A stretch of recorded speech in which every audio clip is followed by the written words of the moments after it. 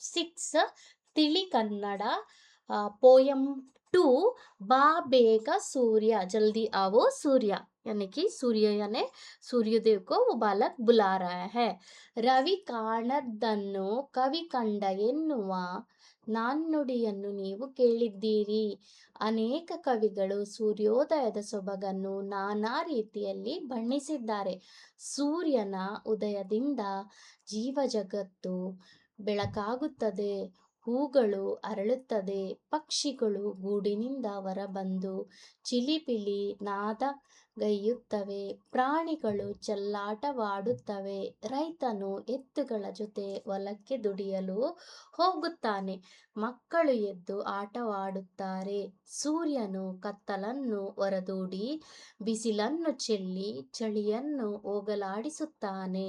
ಹೀಗೆ ಸೂರ್ಯನು ಇಡೀ ಜೀವರಾಶಿಗೆ ಚೈತನ್ಯ ತರುತ್ತಾನೆ. ಅಂತಹ ಸೂರ್ಯನನ್ನು ಕವಿ ಬೇಗ ಬಾ ಎಂದು ಸ್ವಾಗತಿಸುವ ಪರಿ ಇಲ್ಲಿ ಸೊಗಸಾಗಿ ಮೂಡಿ ಬಂದಿದೆ. यहाँ पे जो कवि मनु बलिगारा वो सूर्य को अलग अलग लोगों ने अलग अलग तरीके से वर्णन किया है, कोई पोयम के रूप में, कोई लेसन के रूप में, इस तरीके से। तो उसी तरीके से यहाँ पे जब सूर्योस्त होता है उस वक्त पे क्या क्या चलता है करके इस कविता में दिया गया है.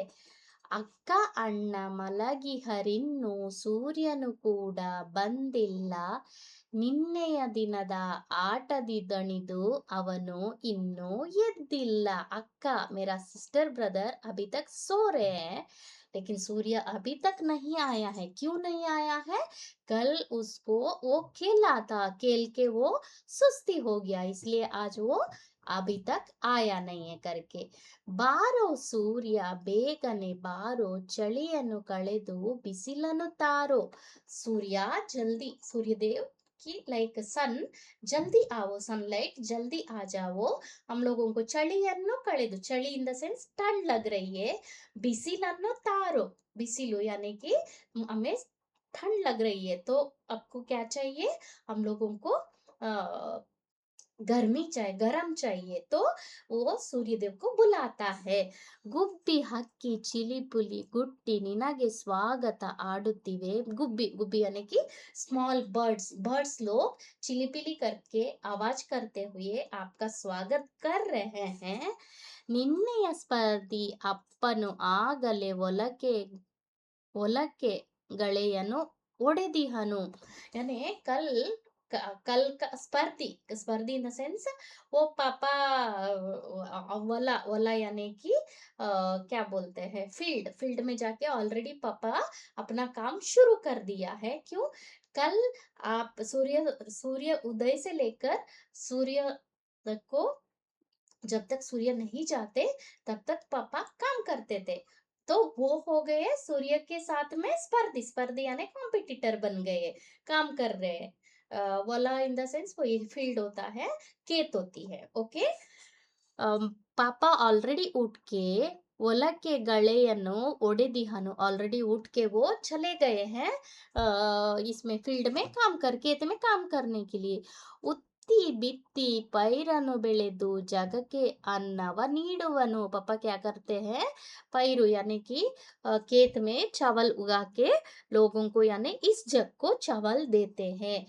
ಸೂರ್ಯನೇ ನೀನು ಬಂದರೆ ಬೇಗ ಕಟ್ಟಿದ ಕರುವಿಗೂ ಮೊಲೆ ಹಾಲುಂಟು. यानी सूर्यदेव जल्दी आ जाओ, जब तक आप नहीं आओगे तब तक सवेरे नहीं होगा, जब तक सवेरे नहीं होगा तो कट्टिहा करुविकु मोले हालुंडू. यानी कि यहाँ पे लोग जो गाय को पालते हैं उनके पास वो गाय का बच्चा रहता है, जब आप नहीं आते हो तो गाय अपना बच्चे को भी दूध नहीं देता है. ಮೊಲೆ ಹಾಲುಂಡು ಅಮ್ಮನು ಕರೆದು ಎಡೆಯನ್ನು ಹಿಡಿದು ನನಗೂ ಹಾಲನ್ನು ಕುಡಿಸುವುದುಂಟು.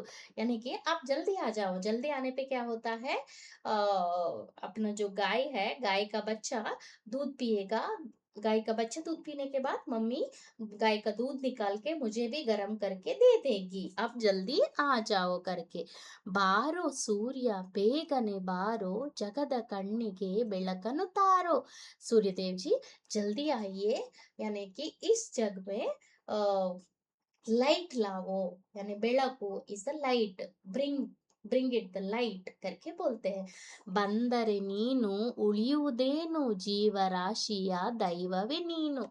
तुम आओ तो हम सारा इस जग में सारा जीवराशि, जीवराशि मीन्स ऑल द एनिमल्स, सब लोग हम बच पाएंगे, क्योंकि हमारा सारा यदि सूर्य नहीं आया तो हमारा लाइफ नहीं है करके इसमें कवि बोले हुए हैं।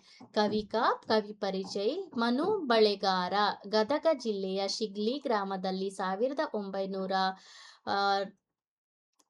1943ರಲ್ಲಿ ಜನಿಸಿದರು. ಇವರು ಅನೇಕ ಕಥೆಗಳನ್ನು, ಕವಿತೆಯನ್ನು, ಜೀವನ ಚರಿತ್ರೆಗಳನ್ನು ಬರೆದಿದ್ದಾರೆ. ನಿನ್ನೊಳಗೆ ಬಿದ್ದವನು ಎದ್ದವನು, ಸಾಕ್ಷಿರ ಗೀತೆಗಳು, ಕವಿ ರವೀಂದ್ರ, ಮಿಂಚಿನ ಹನಿಗಳು ಇವು ಅವರ ಪ್ರಸಿದ್ಧ ಕವನ ಸಂಕಲನಗಳು.